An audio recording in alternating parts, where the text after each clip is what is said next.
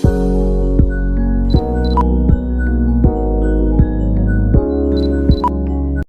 Miya farm kitchen ബ്ലോഗിൻ്റെ പുതിയൊരു വീഡിയോയിലേക്ക് എല്ലാവർക്കും സ്വാഗതം. ഇന്ന് ഞാൻ നിൽക്കുന്നത് തൃശ്ശൂർ ജില്ലയിലെ ഉല്ലാസ് നഗർ എന്ന് പറഞ്ഞ സ്ഥലത്താട്ടോ. അവിടെ സോമൻ ചേട്ടൻ്റെ ചെറിയൊരു ഫാമിൻ്റെ വിശേഷങ്ങളാണ് ഇന്നത്തെ നമ്മുടെ വീഡിയോ. അപ്പോൾ എല്ലാവർക്കും വീഡിയോയിലേക്ക് സ്വാഗതം. ആദ്യമായിട്ടാണ് എൻ്റെ ചാനൽ കാണുന്നതെങ്കിൽ ഒന്ന് സബ്സ്ക്രൈബ് ചെയ്യാനും തൊട്ടടുത്തുള്ള ബെല്ലൊന്ന് പ്രസ് ചെയ്യാനും മറക്കരുത് കേട്ടോ. അപ്പോൾ ഓക്കെ, നമുക്ക് നേരെ വീഡിയോയിലേക്ക് പോകാം.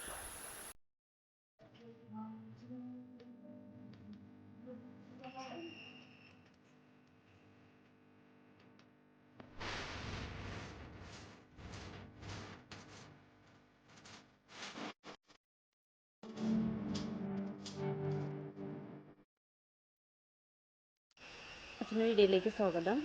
അപ്പോൾ അച്ഛൻ എത്ര വർഷമായി നമ്മുടെ ഈ പശു വളർത്തൽ മേഖലയിലേക്ക് വന്നിട്ട്? 22 വർഷമായി.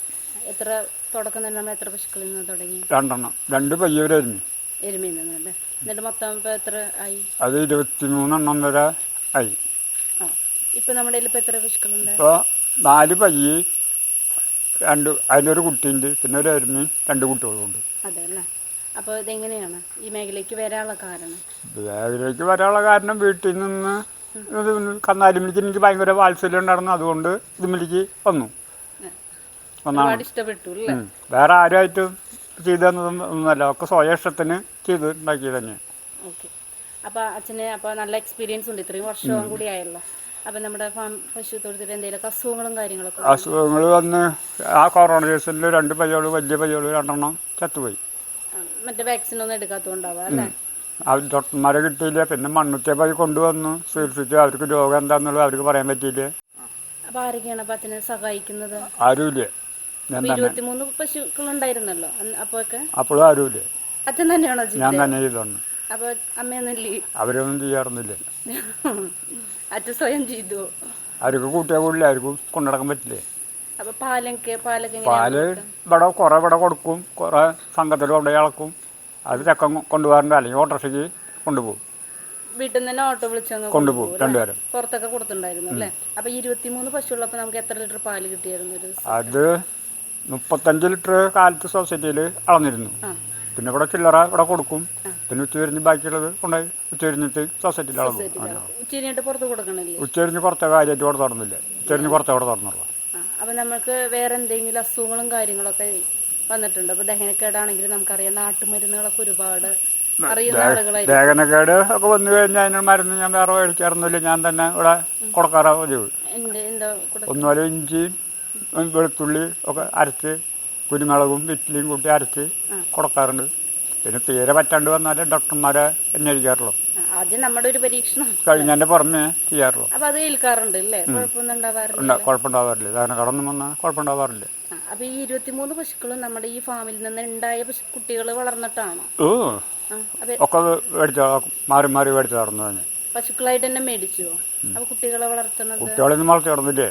കുട്ടികളൊക്കെ അച്ഛൻ കൂടുതലും പാലാണ് ഫോക്കസ് ചെയ്തിട്ടുണ്ടായിരുന്നില്ല, കാരണം പുറത്തും സപ്ലൈ ഉണ്ട് സൊസൈറ്റിക്ക്. അപ്പോൾ പശുക്കളെ മാത്രമായിട്ട് തന്നെ അങ്ങ് വാങ്ങിക്കും. കുട്ടികളെ കൂടി വേറെ കുറേ ആയി കഴിഞ്ഞാൽ അപ്പോൾ കൊടുക്കാറാ പതിവ്.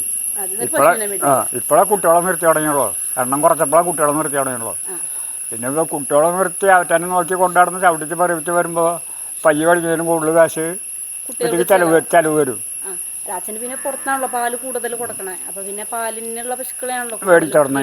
പാല് കുറഞ്ഞാൽ അപ്പോൾ അതിന് കൊടുത്ത് വേറെ മേടിച്ച് അങ്ങനെയായിരുന്നു. കൊടുക്കുന്ന തീറ്റയൊക്കെ ഏതാണ്? കേരള വീട് കൊടുക്കാറുണ്ട്. ഇത് സൂപ്രീം കൊടുക്കും. പിന്നെ പരുത്തി പിണ്ണാക്കും. ഇത് രണ്ടും കൊടുക്കും? കേരള അത് 2 കുറേശ്ശെ കൊടുക്കും. അതെ, അത് രണ്ടും കൂടി മാനേജ് ചെയ്യാൻ. ഇത് വില കൂടുതലുണ്ട്. ആ കാരണം മറ്റേ ഇത് കൂടുതൽ കൊടുത്താൽ ഇത് കേരള വീട് കേരള സൂപ്രീം കൊടുത്താൽ പാല് കൂടുതൽ കിട്ടും. മറ്റേത് കൊടുത്താൽ ലേശം കുറയും. അപ്പോൾ ആ കാരണം നിലവിൽ നിൽക്കാൻ വേണ്ടി 2 കൊടുക്കും. പിന്നെ ഉഴുന്നൂറ് പിണ്ണാക്കും കൊടുക്കാറുണ്ട്. പുൽകൃഷി ചെയ്യുന്നുണ്ട്. പറമ്പോളിൽ നിന്ന് പോയി അരിഞ്ഞ് കൊണ്ടുവരും, അല്ലെങ്കിൽ കൊണ്ടുപോയി തേറ്റും അതിനുള്ള സൗകര്യം ഉണ്ട് തോന്നുന്നു. അവിടെ അടുത്ത് പറമ്പുണ്ട്, അല്ലെങ്കിൽ കൊണ്ടുപോകും. അപ്പോൾ ഇതെങ്ങനെ കട്ടിക്കാണോ കൊടുക്കുക അതോ ഡ്രൈ ആയിട്ടാണോ? ഞാൻ നനച്ചിട്ടാണ് കൊടുക്കാറ്. വെള്ളത്തിലാണോ കൊടുക്കുക? വെള്ളത്തിൽ. അപ്പോൾ അച്ഛൻ്റെ തൊഴുത്ത് കാര്യങ്ങളൊക്കെ ഉണ്ടല്ലോ, അതൊക്കെ എങ്ങനെയാണ്? തൊഴുത്തൊക്കെ ഒന്നും ഉണ്ടായില്ല. ഒന്നും എഴുതി കൊടുത്ത് പഠിച്ചിട്ടില്ലേ. അച്ഛൻ തന്നെ സ്വയം ഒന്നുമില്ല കൊടുത്തിട്ടില്ലേ. പയ്യ പഠിക്കാനും ഇല്ല, തൊഴുത്ത് പണിയാനും ഇല്ല, ഒന്നിനും ഇല്ല.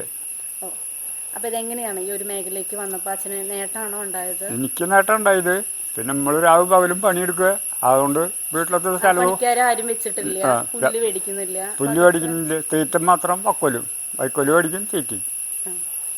അത് നമ്മൾ ഏക്കർ കണക്കിന് വൈക്കോല് എടുക്കുക, കെട്ടി കണക്കിന് മേടിക്കില്ലേ, അതിൽ കാശ് കിട്ടും.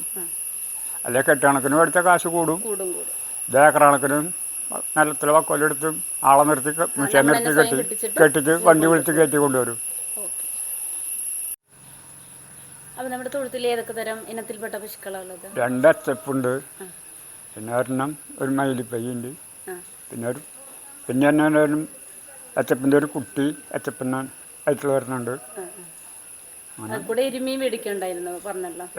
പാലിന് കൊഴുപ്പിന് വേണ്ടിയിട്ടല്ലേ എരുമേനെ മേടിക്കുന്നത്? അവർക്ക് പ്രത്യേകിച്ച് അസുഖങ്ങളൊന്നും എരുമകൾക്ക് ഒരു കേടുമൊന്നുമില്ല. ചോരക്ക് മറ്റേ പശുക്കളെ അപേക്ഷിച്ചിട്ടല്ലേ? ആദ്യക്ക് 2 മുല കേടായി ഓരോ മുലയിലത്തെ പാല് ഇല്ലാണ്ടായിട്ട് പോയിരുന്നു. അല്ലാണ്ട് പിന്നെ അവിടെ വെക്കണം നീര് വന്ന മുലയിൽ അങ്ങനെ പാല് പറഞ്ഞു പോയത് 2 മുല. അപ്പോൾ ഈ പശുക്കളൊക്കെ നമ്മുടെ നാട്ടിലെയാണോ അതോ പുറത്തുനിന്ന് കൊണ്ടുവന്നത്?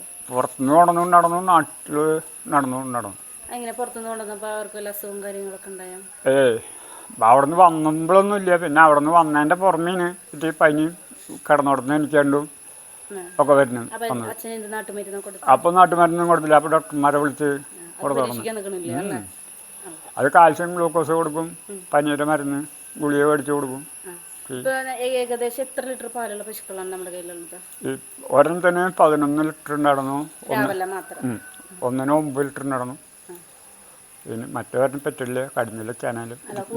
കൂടുതൽ ആളുകൾ പറയണ്ടല്ലോ നമുക്ക് പാല് കൂടുതലുള്ള പശുക്കളെ വേണമെന്ന് പറയാറുണ്ടല്ലോ. അപ്പോൾ ഈ ഒരു പശു മാത്രമാണ് 11ന്റെ മേലേക്കുള്ളത് അല്ലേ? ബാക്കിയൊക്കെ നോർമൽ ആയിട്ടുള്ള 9. കൂടുതലുള്ള പശുക്കളാണ് ചത്ത. അത് ഒന്നിന് 5 ലിറ്ററോ ഒന്നിന് 13 ലിറ്ററും ഉണ്ടായിരുന്നു. അവരുടെ ചത്തത്. അവരെ പെട്ടെന്ന് തന്നെ കിടന്നോടുന്നില്ലേ. അവൻ ഡോക്ടർമാരെ വിളിച്ചിട്ട് കൊറോണയിൽ കിട്ടിയില്ല. പിന്നെ മണ്ണുത്തി പോയി കൊണ്ടുവന്ന് അവർക്ക് രോഗം എന്താന്നുള്ളത്. അതുകൊണ്ട് പാല് കൂടി പശു മേടിക്കാറില്ല. പിന്നെ ആവുന്ന എണ്ണം കുറച്ചു അതോടുകൂടിയിട്ട്.